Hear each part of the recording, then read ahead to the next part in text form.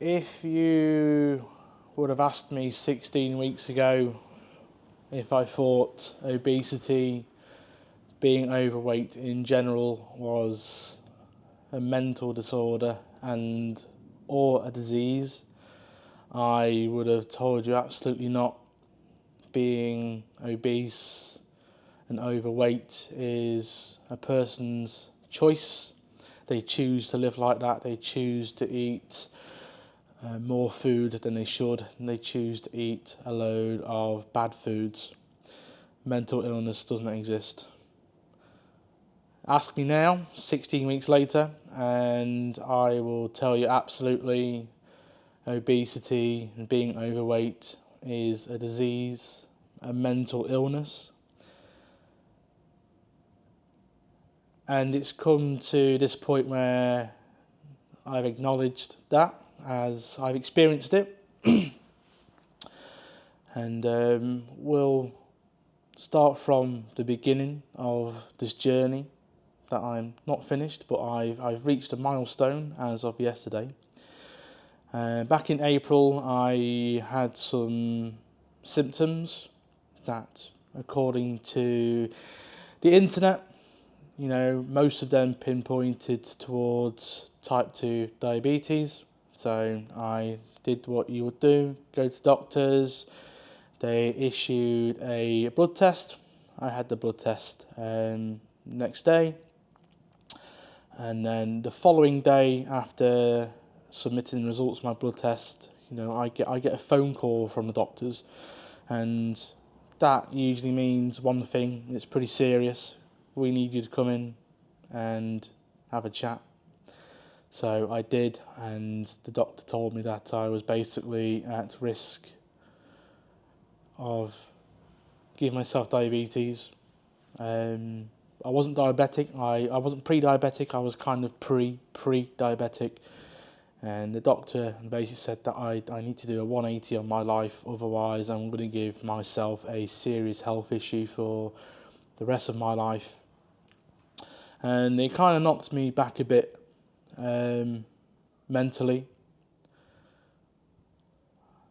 The only other time that I had felt quite vulnerable medical-wise is when I had perforated my lower intestine, going some years ago now, where I kind of blacked out on a table, and I just suddenly felt a bit vulnerable, probably for the first time in my life.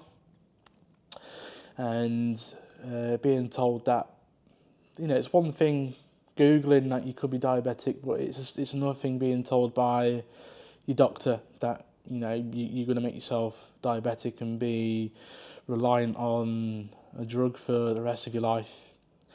And I kind of thought then I would do some changes with my life and bring my body back on track. But unfortunately, the next day, coincidentally, I had a bit of a falling out with a family member, and it kind of put me in a real bad mental state now. My stress response is food. And if I'm having a bad day, or if a customer annoys me the wrong way, or a supplier hasn't sent me the stuff, or a parcel's gone missing, whatever it could be, just having a bad day, no matter what it is, my response to that is food. And I would literally be someone pissing me off to ordering five triple cheeseburgers to the workshop, Uber Eats, and then demolishing all 5 of them burgers like that. So after this altercation, it just put me on a really bad downward spiral. Fast forward April to August, they had already organised a check-up blood test, a 3-month blood test. And same again, phone call for the doctors, you need to come in, we need to speak to you. Thankfully the same doctor as last time, and basically, Mr. Young, your body's gone the wrong way since the last blood test. and we are now going to officially diagnose you as pre-diabetic, and you are literally one cheeseburger, one chocolate bar, one wrong thing to eat of tipping myself into the danger zone. And in the way she described it, I literally was on a knife edge. And it kind of messed with me again. Didn't think nothing would really happen. Not realising that for the past 4 months my diet got worse, a lot worse than what it was pre-April. Stress response and things running through your head constantly. And I remember the day I had to admit I had a problem. A week later, in fact, is 10th of August. 9th, 10th of August is I was doing an event at Mallory Park, Quick 60. For all the people on the channel know, we do cars and stuff. Friends and family know that also. And August the 10th was Quick 60. Typically, when you're preparing for a race day, albeit not this one's a serious event, but doesn't really matter.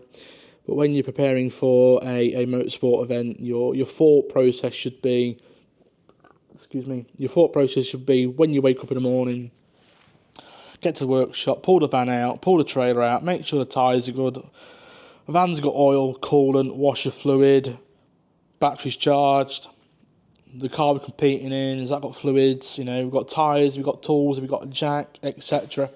That's what a typical person should think about when it comes to doing a motorsport event. And I woke up and, without even saying good morning to the wife, my thought was, if I leave the workshop at 12, I can, because I'm towing the van with a trailer on, it's going to take me a bit longer to get down the road, which means I'll potentially end up at Lincoln Burger King at 1:30. I can go in, have a Burger King, I'm going to have a chicken royale with an extra patty, large fries, 10 chili cheese bites, and some halloumi fries with a large Coke. And by the time I've eaten that and I've left there, and I'll be at Mallory Park for this time, and me and Ilya would get there at the same time, so I don't feel like I'm being there as a Billy No Mates, just hanging around waiting for people to turn up. So straight away I've woken up and my brain's thinking about the best way to eat that day. Not the car, not the van, not the trailer, is what we eating today, mate? And that got blown out of the water when Ilya's van broke down and he got delayed leaving his place, which meant, I wasn't leaving here till 3:00, and that blew my whole Burger King mission out of the way.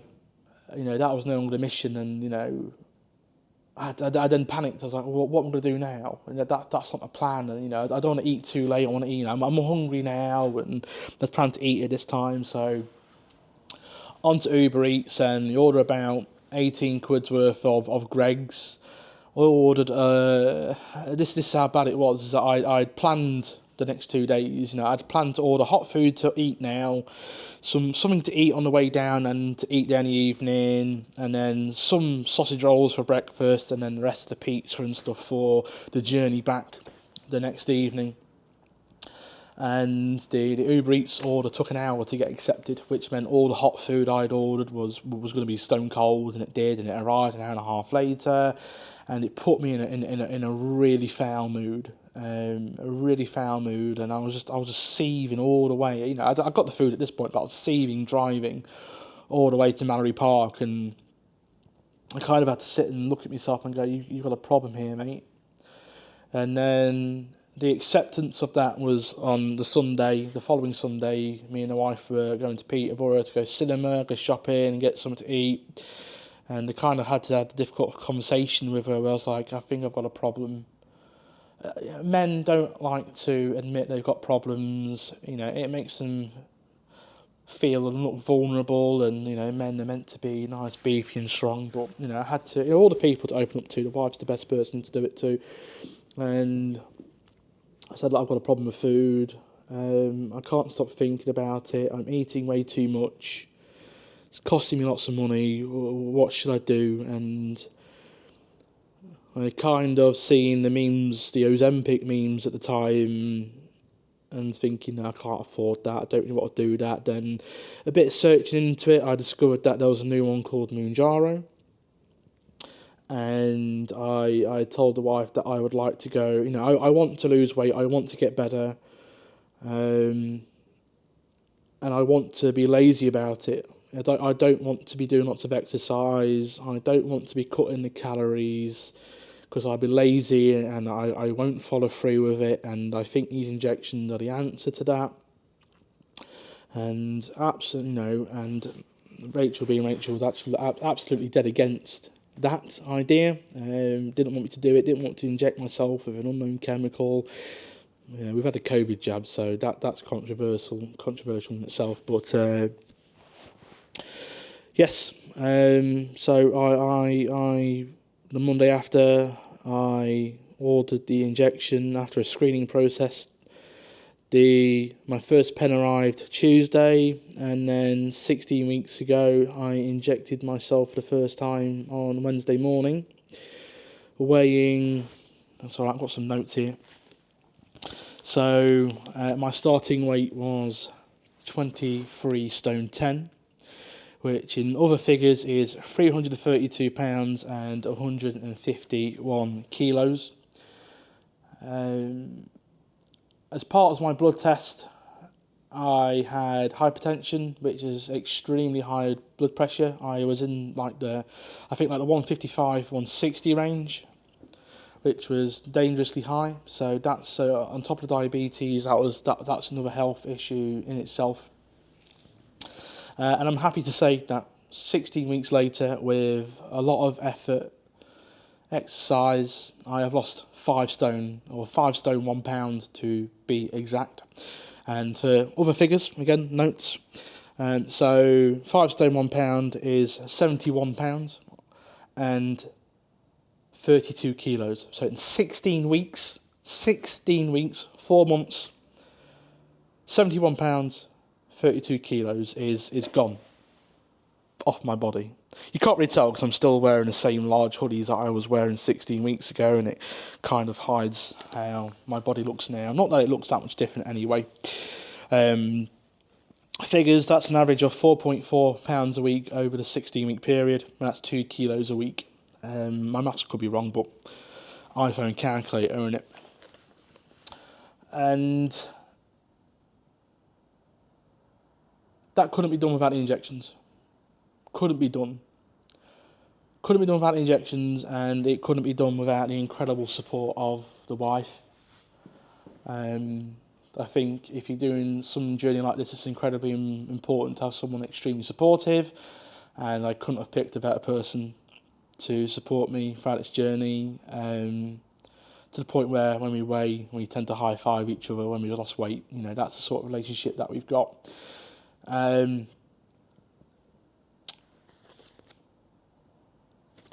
So what do the injections do?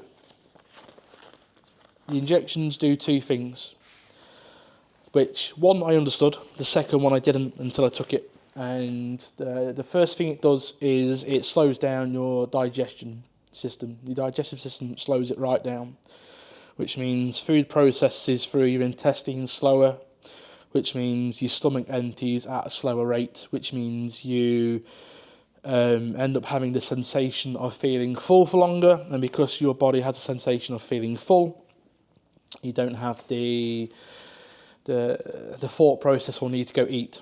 For example, I had a salad for dinner 4.5 hours ago, 5 hours ago, and I still feel extremely full. In fact, Rachel's cooking tea now, and I doubt I'm going to even want to eat it. And that kind of forces you into a calorie deficit, which is extremely important. Calorie deficit is the only way you're going to lose weight. You can't naively inject yourself with Mounjaro, tirzepatide is the clinical name. You can't just inject yourself with the stuff and expect the weight to magically drop off. There's effort involved, And if you're not willing to put the effort in, you're not going to get the results that you want. So that's where the injections come in, because it makes you feel fuller for longer on smaller portions, you eat a lot less. So it's also extremely important to make sure your diet's correct as well, because you can make yourself extremely poorly on this medication by eating the wrong things. Protein's extremely important, so is potassium. But the second thing the injections do, which, going back to the mental illness thing, was never a thing for me. I think, the mental illness to me was an excuse for the way you behaved, and I apologise for that. It's not the case, absolutely. And it wasn't until 48 hours after my first injection is when I woke up, and I remember the sensation, ever so weird, is that my head was clear, my headspace was clear, and the only way I can describe it is a white noise burning sensation, like a physical heated burning sensation and white noise weirdly in this part of the head. I can pinpoint it exactly. And that sensation had gone, and I had never noticed it was there before. Maybe because it's always been there, that I had never noticed it was there. And when I woke up, I was like, something just feels wrong. And it took me a few hours to think about it. I was thinking, that fuzzy white noise feeling just isn't there anymore. But I also didn't wake up feeling hungry. I also didn't wake up thinking about food for the first time in God knows how long. And it was, again, a very weird sensation. And I just kind of felt lost, because my brain wasn't doing what it usually does in the morning. And it was ever so weird. Ever so weird. But I knew at that point that the medicine was working, the injections were working, and yeah, such a weird feeling. You probably don't realise it now, but it physically was. It felt like this part of my head was warm. But it turns out that what this medication does as well is it has like a GLP-1 modifier, which I think is what they call that portion of your brain, the GLP portion of your brain. And from what I understand now, it's this part of your brain which secretes something into your bloodstream, which is what gives you your cravings. So when you get a taste of like a chocolate bar, and you can feel the taste of the chocolate bar in your mouth, and you fancy chocolate bar, and you go eat a chocolate bar, I don't have that anymore. Or when I get that taste of like pepperoni pizza and the tomato sauce and the cheese, and I don't get that anymore. And without that happening, and I don't think we would have been as successful as I have been on the medication. So that goes on to another thing, is there's something called a TDEE calculator. So you put your height and how much you weigh in there and your age and stuff, and this calculator then gives you a figure which is the amount of calories that you would need to take in daily to maintain your weight. So for example, for me to maintain my body weight at 23 stone 10, I had to eat 2,750 calories a day. 2,750 calories a day. And the recommended intake for a normal adult is maximum 2,000 a day. But not only was I having 2,750 calories a day twice that on some days, it was also really, really bad calories. So to give you a rundown of a typical Monday to Friday for me, this is how my brain worked, is I would wake up, I would not have breakfast, I would not even have a drink. I would leave home, drive to work, stop off at the power stretcher just around the corner, and I'd go get a 4-pack of Coke cans and 2 flapjacks, 1 cherry coconut, 1 double chocolate.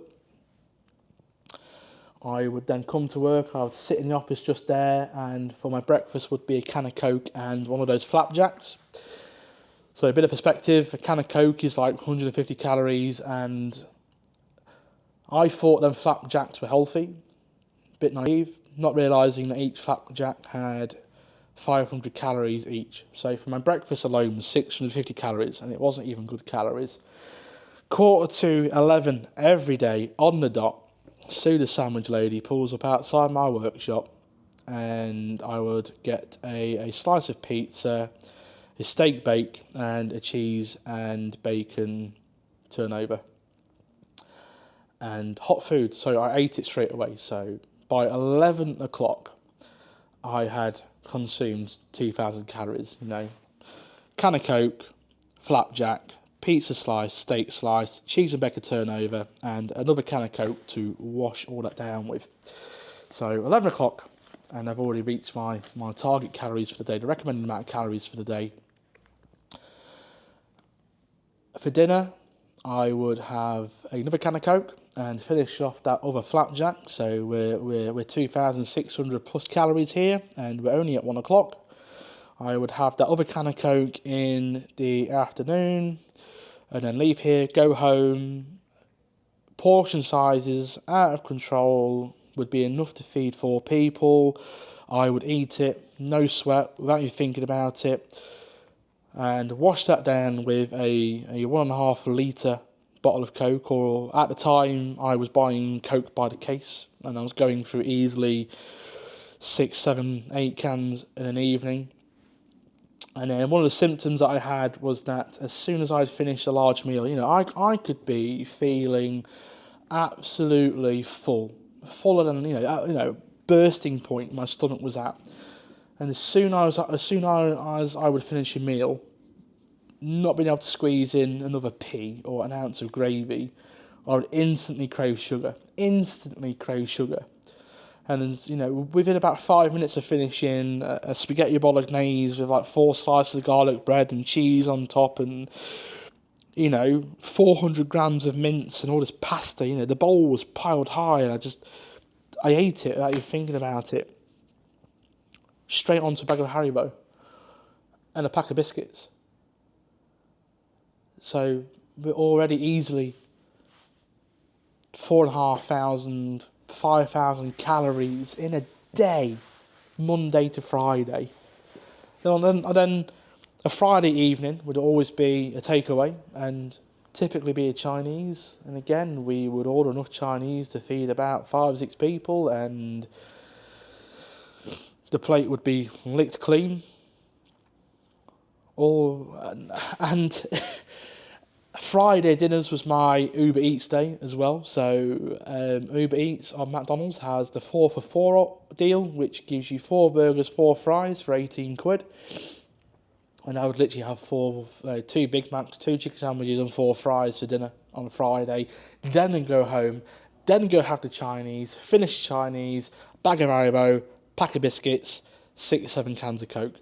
So I was destroying my body, not even realising it, other than all these symptoms that kept arising. And 60 weeks later, as well as the weight loss, my blood pressure is down into the 105s, 112 range, which is about the average according to my graph that I've been keeping tabs of. And my blood sugars are in the normal operating range, and everything else is hunky-dory as of my blood test 4 weeks ago. So I'm no longer pre-diabetic. I'm not pre-diabetic. I'm normal. Blood pressure is normal, and the rest of the bloods have all come back down to normal levels of cholesterol. And I feel better for it. I really do. I feel more energetic. I sleep better. I no longer have sleep apnea, I can't see myself sleeping, but Rachel had told me that I must have sleep apnea because I'd constantly stop breathing, and almost, I remember vividly, I would stop breathing and I would be woken up by stomach acid being thrown up my tube and into my mouth, and I remember gasping for air because this acid was burning the back of my throat. And that happened like 2 or 3 times a week, and that broke up my sleep. And I don't have that now, according to the wife at least. I snore nowhere near as bad as that, and I have a bloody good night's sleep now as a result. Another thing with diabetes as well is that I would be up in the night pissing like 7 or 8 times a night on the hour. And that just makes you exhausted. And now, most nights I'll sleep all the way through, maybe, and get up once a night, maybe once or twice a week. But that just goes to show you the amount that my body's recovered. So calorie deficit, extremely important. My TDEE was 2,700, and for every 500 calories below that every day would equal a pound loss. I wanted to lose weight quite rapidly, so I decided to give myself a target of 1,700 calories a day.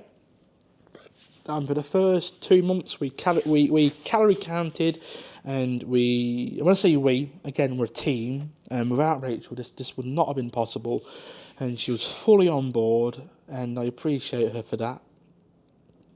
And we were literally weighing out wedges and chips and pasta. We was weighing chicken, and we put it all into this app, which gave us, you scan the barcode, and it told you what you was eating based off the barcode you were scanning. And was like, well, a pack is 400 grams. Well, we're cooking 200 grams of chickens. That's 100 grams each. And it told you what you was eating, and the saturated fats and the bad fats and all that stuff. And we stuck to a very strict limit of 1,700 calories. And on average, for the first 8 weeks, we averaged about 1,400 calories a day. Because some days we probably ate a bit more than 1,700, not by much. And then some days we would eat a bit or a lot less than 700 calories. Never weighed fruit or veg. Fruit or veg was essentially 3 calories to us. And so a 1,000 calorie deficit a day over a week, £2.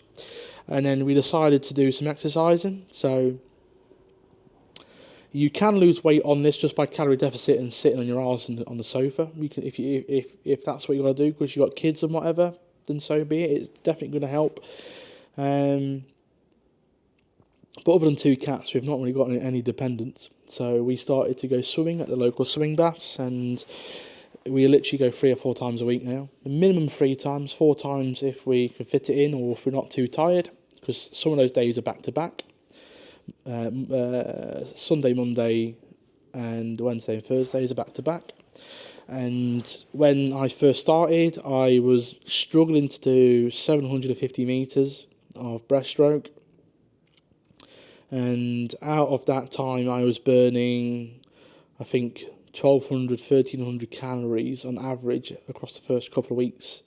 And my watch was telling me that my heart rate was dangerously high, and to stop and rest. And 16 weeks later, my current record, which I'm quite proud of, is just under 31 minutes to do 1,000 meters with a breaststroke. And I'm now burning around 740 calories. So just by that stats alone, my body's my body's having to work a lot less and burn less calories to do double, triple the amount of effort swimming. And we really enjoy swimming. We really do look forward to it, and it gets us out of the house. And when we're in the pool, the world just sort of shuts off, and we high five each other. Obviously, again, team effort, and me and Rach high-five each other as we swim past each other. Every other length, I'll just give her a cheeky grab the arse on the way past. She appreciates that. And, we really enjoy that. And I would always finish my 40 lengths first. Again, it's also important not to push yourself too much. And I find doing 1,000 metres, that's my target. And once I do that, I'll just sort of chill, and I'll maybe then just cheer Rach on and just swim with her for the last 2 of her lengths. She finishes about 10 minutes longer than me. So I have an 8-minute rest, and I swim for the last 2 minutes, 2 lengths of her. And then we end up high-fiving each other and stuff, and that we really enjoy that. And we go home and we cook tea, and yeah, it's been really good. We still go out for meals. So, our life hasn't been completely boring.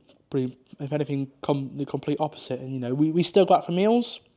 we're just a bit more conscious of what we're eating. You know, we're no longer ordering a starter each. We're no longer ordering our mains with extra chips and a side of onion rings and then having a pudding afterwards. You know, we'll probably share a starter, and then we'll probably be, you know, we won't double up on the meat and we won't double up on the fries and drinks. Is we have stopped drinking caffeine, and I feel more energetic for doing so. I think a caffeine crash is a thing, and amongst those cans of Coke, to be fair, I haven't touched a can of Monster now for 2 years. I had a big Monster fixation, cans of Monster, 4 cans a day, and I have not touched wood. I have not touched a can of Monster in 2 years. But yeah, no caffeine and 0 sugar drinks. And where 0 sugar drinks aren't available, we go for lemonade. So no Pepsi Max, no Diet Coke.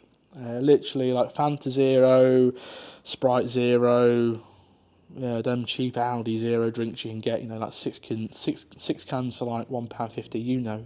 If you know, you know. And that's been massively helpful. And another thing as well is one of the major side effects of the Mounjaro injections is pancreatitis, and that's easily avoided by drinking lots of water. So Rachel's not on the injections, by the way. She refuses to do them. She's dead against them, but she's happy with the progress that I've made. So you had to drink lots of water. So it'll be a pint of water before I left the house. I have a stash of Fanta Zero here, which counts towards your water. 0 sugar, and then in the evening I'll easily have at least 2 pints of water and a couple of cans. So definitely important to drink lots of water on this medication, or you can make yourself seriously ill. Plus, it also helps keeping the salt.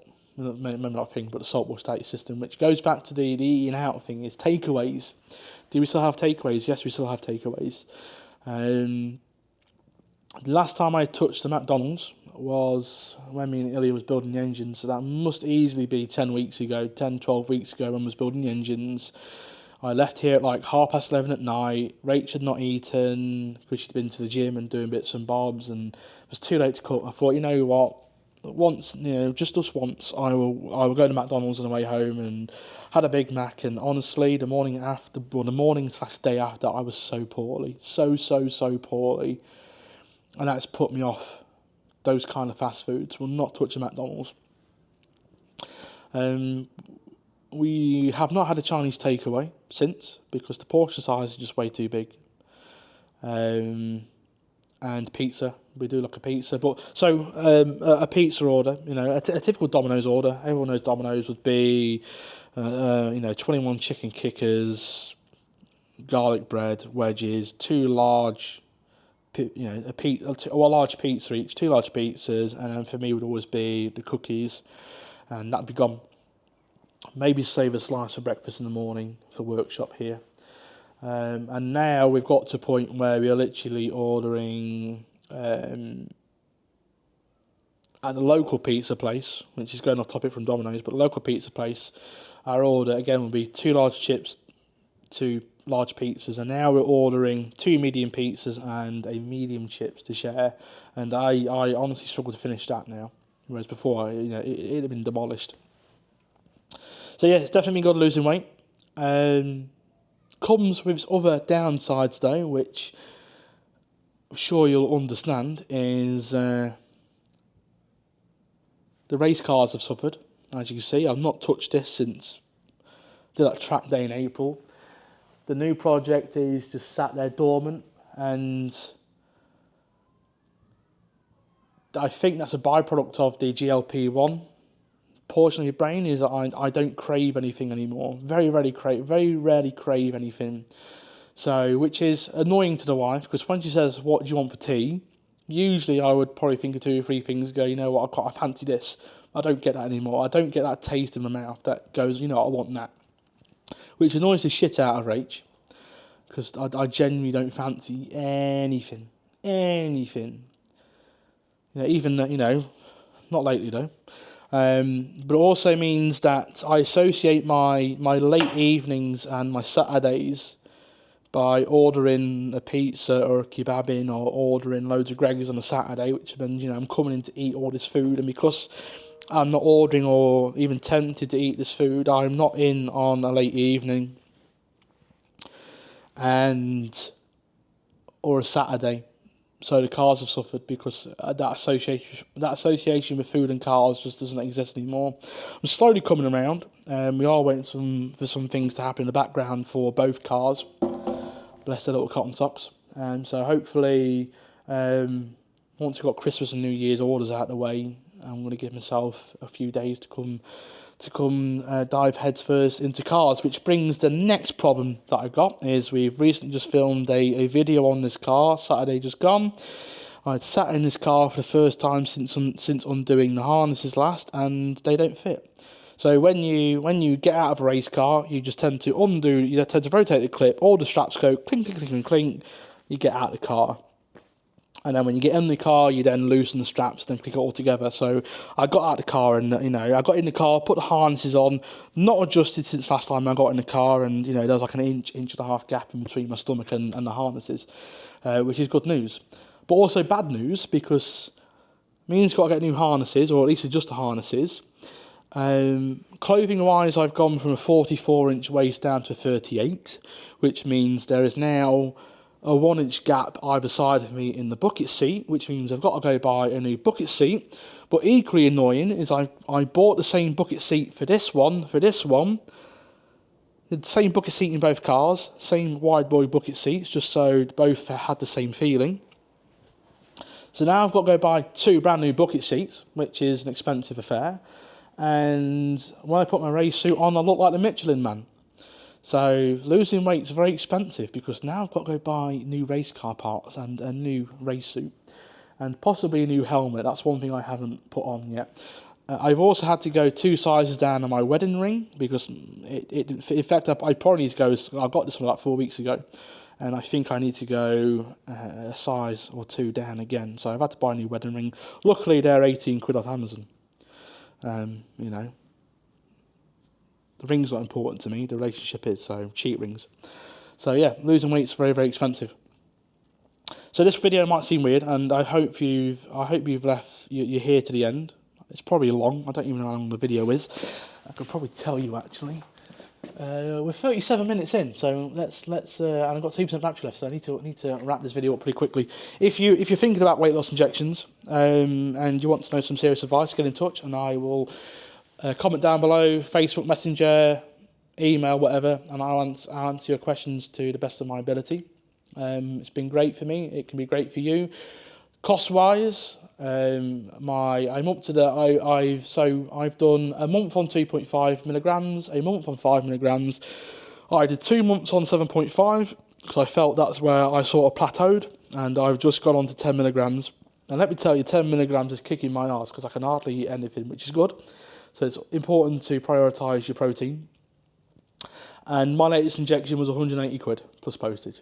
And no chance for NHS. I've gone private. I can give you my supply. I'll give you a referral link, which means I'll get some money back on my next injection.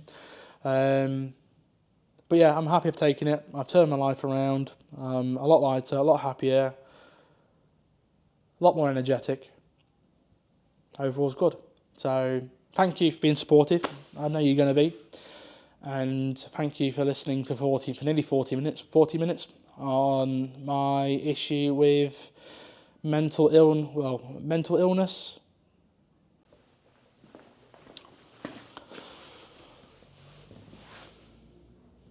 Okay, well, I was trying to do this in one take, but the battery just died on the camera.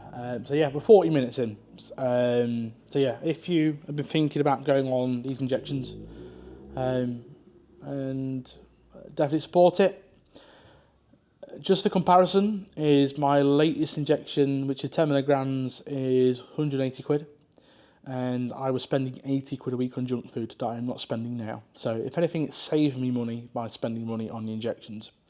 So it's definitely worthwhile, and it's definitely not to be judged, especially, you might not realise that you've got this mental thing going on and this disease going on in your head until you've taken the injections, because you might take it 2 days later and you'll have the same thing as me. It was like, oh, this voice, this white noise is gone.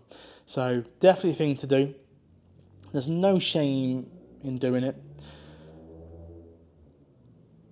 Message me. I will give you advice and support you. But yes, this medication definitely requires help. It's a tool. One thing I forgot to mention is Mounjaro is a tool to be used. And you don't have a hammer without a nail, so it's a tool to be used, and you need to use it effectively. It can't be abused, and that's one important thing. But yeah, I would like to finish off by saying thank you for being supportive, and special thank you to the wife, because without her and my teammate, this would not have been possible. And we have celebrated lots of high five milestones, especially our recent trip to California. Is Rachel wanted to go on the Harry Potter ride in the castle, and we previously went on it in Florida, but kind of got fat shamed. And I think when in California she got onto it and she was screaming in happiness because she was on there, and I think she spent most of the ride just grinning ear to ear like a Cheshire cat because she was on the ride and was high-fiving each other, around the things and whatever. And so I think she spent most of the ride but in tears of joy because we finally got on the ride, and the flight over was more comfortable because we had a bit more room in the seats, and just the overall trip was good, and was extremely food conscious and drinks conscious, as best as we could be in America. America definitely needs to do better when it comes to healthier options, that's for sure. So yeah, I'm going to stop waffling on now. If I've missed anything, I'll drop it down in the comments or whatever. And anything I've not answered, ask me and I'll answer your question. Thanks, guys. And if you're watching this on the YouTube channel, content is coming. I want to apologise, especially to the sponsors and partners of the cars, because I have not touched them since April. Stuff has been going on in the background to both cars, and it's all coming together very, very slowly. Stuff that's kind of out of my control, but I've made all these promises to partners and sponsors that have given me all these really expensive parts to fit on the wagon that's meant to be technically at NEC in 6 weeks' time, and it's just not going to happen. And if you're watching this, I hope this video explains why nothing's been done. I'm sorry. And stuff's coming, bigger, better than ever. And I'm no longer the fat boy with the welder. I'm chunky now. I won't say fat, but chunky but funky, that's for sure. So I might have to change the motto of the business, which was fat guy with a welder. Maybe chunky guy with a welder. Or dad bod with the welder. I don't know. I need a new slogan. Comment down below. Thank you, guys. Sorry for dragging you here for what must be nearly 45 minutes now. And love you.